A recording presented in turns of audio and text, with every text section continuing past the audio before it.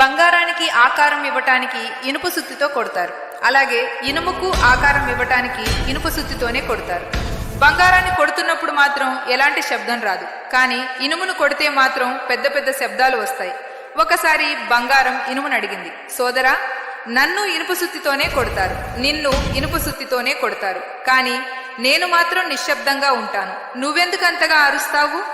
అప్పుడు ఇనుము చాలా అందమైన సమాధానం చెప్పింది, స్నేహితా, నిన్ను కొడుతున్నది ఇనుమే అయినా అది నీకు పరాయి, కానీ నన్ను కొడుతున్నది ఉడుతున్నది నా సొంతవాడు.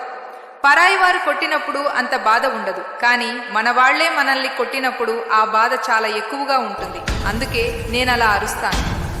లోకం మన గురించి ఏం మాట్లాడినా అంతగా బాధ ఉండదు, కానీ మన అనుకున్న వాళ్లే మనల్ని బాధ పెట్టినప్పుడు ఆ నొప్పి అసహనంగా ఉంటుంది. లైక్ మరియు సబ్స్క్రైబ్ చేయండి.